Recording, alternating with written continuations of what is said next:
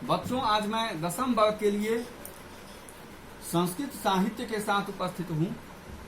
इससे पहले हमने व्याकरण में संधि पाठ को संपन्न किया और उससे पहले आपने 3 पाठ का अध्ययन किया था।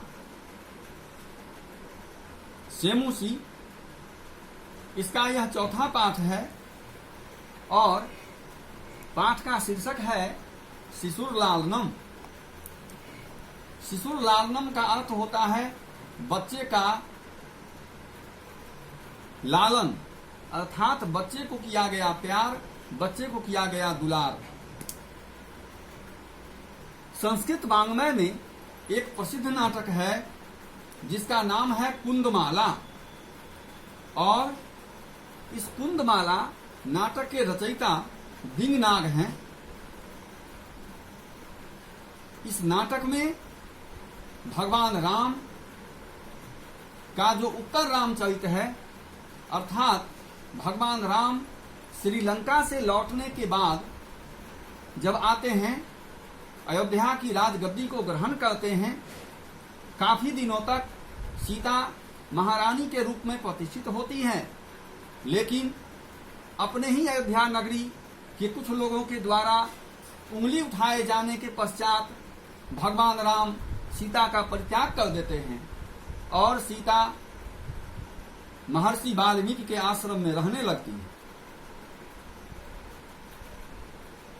जिस समय भगवान ने सीता का परित्याग किया था, उस समय सीता गर्भवती थी और वाल्मीकि के आश्रम में सीता ने लव और कुश 2 पुत्रों को जन्म दिया था। बचपन से ही लव और कुश अत्यंत कुशाग्र बुद्धि, वीर, अर्थात एक वीर के अंदर जितना गुण होना चाहिए, एक महामानव के अंदर जितने गुण होने चाहिए, उन सारे गुणों से दोनों भाई परिपूर्ण थे। महर्षि वाल्मीकि के द्वारा लव और कुश को वे सारी विद्याएं दे दी जाती हैं जिनकी जरूरत उन्हें आगे पढ़ने वाली हैं, और फिर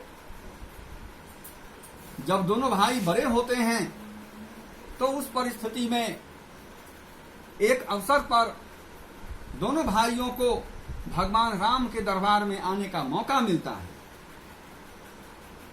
और दरबार में आकर दोनों रामचरित का गायन करते हैं। भगवान राम चाहते हैं कि लव और कुश को अपने सिंहासन पर बैठावें। मन के अंदर एक प्रकार की उत्फुल्लता होती है, एक प्रसन्नता होती है। दोनों बच्चों से भगवान राम कहते हैं कि वे सिंहासन पर आकर उनके साथ बैठ जाएं, लेकिन लव और कुश ये दोनों भाई पहले तो शालीनता पूर्वक मना कर देते हैं, लेकिन बाद में फिर दोनों भाइयों को भगवान राम अपनी गोद में बिठा लेते हैं और गोद में बिठाकर अत्यंत आनंद का अनुभव करते हैं।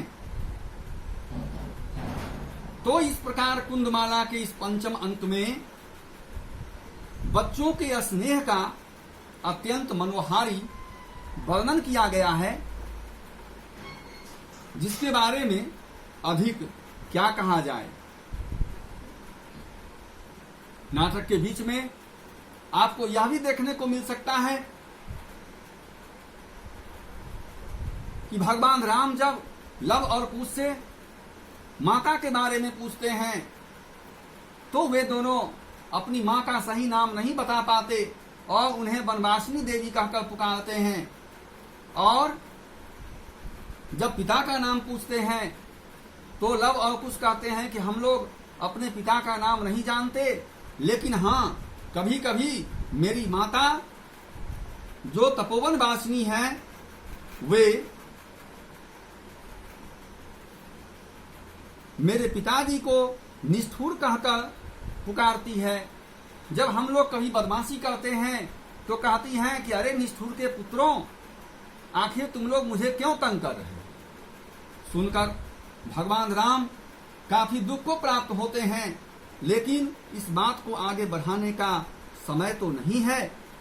तो इस प्रकार इस अंक में भगवान राम अपने पुत्रों के साथ थोड़े ही समय के लिए, लेकिन जो आनंद प्राप्त करते हैं उस आनंद का वर्णन नहीं किया जा सकता। अब इसी के साथ मैं अपनी वाणी को विराम देता हूं और पाठ अब कल से दैट ऑल।